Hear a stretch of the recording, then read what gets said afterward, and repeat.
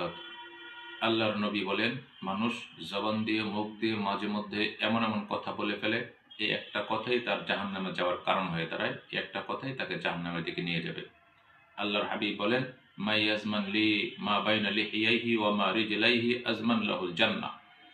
আল্লাহর হাবিব বলেন যে যে মানুষ তার দুইটা অঙ্গের গ্যারান্টি দিবে, দুইটা অঙ্গকে সুন্দরভাবে ব্যবহার করবে, দুইটা অঙ্গকে অন্যায়ভাবে কোথাও ব্যবহার করবে না, আমি ওই ব্যক্তির জন্য জান্নাতে যাওয়ার গ্যারান্টি দিলাম, আমি ওই ব্যক্তির জান্নাতে যাওয়ার জন্য জিম্মাদারি নিলাম।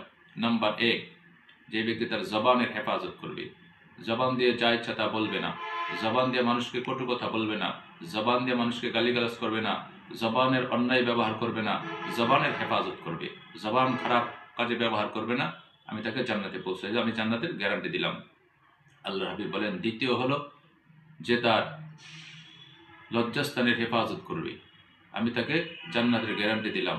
মহতারাম ভাইয়েরা, যেহেতু ডাইরেক্ট আল্লাহর হাবিব সাল্লাল্লাহু আলাইহি সাল্লাম এই দুইটা অঙ্গের কথা বলেছেন, কাজে বোঝা যায় আমাদেরকে এই দুইটা অঙ্গকে সতর্কতার সাথে ব্যবহার করতে হবে।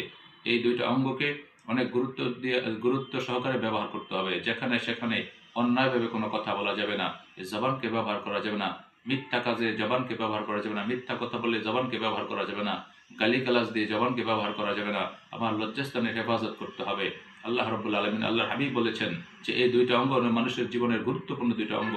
এই দুইটা অঙ্গকে কেউ যদি হেফাজত করে, এই দুইটা অঙ্গকে অন্যায় কাজ থেকে বিরত রাখে, এই দুইটা অঙ্গকে অন্যায় বিষয় থেকে বিরত রাখে, আজমান লাহুল জান্নাহ, আমি আল্লাহর হাবিব ওই ব্যক্তির জান্নাতের জিম্মাদারি নিলাম। তো মুহতারাম ভাইয়েরা, জান্নাত আল্লাহ তাআলা আপনার আমার জন্য বানাইছে।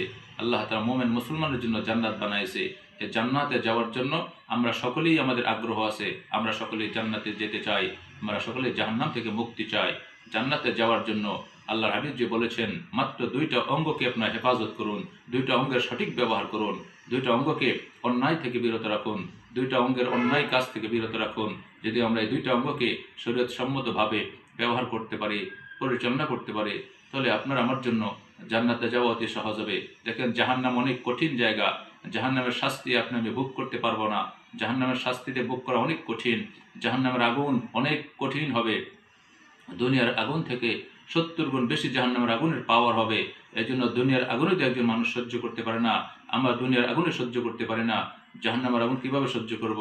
এই জন্য মুহতারাম ভাইয়েরা, আমরা জাহান্নামের আগুন থেকে বাঁচতে হলে আল্লাহর হাবিবের এই কথার দিকে তাকাইয়া, আল্লাহর হাবিবের এই হাদিসের দিকে তাকাইয়া আমরা আমাদের জীবনের সর্বক্ষেত্রে সর্ব অবস্থায় আমরা আমাদের এই দুইটা অঙ্গের হেফাজত করব।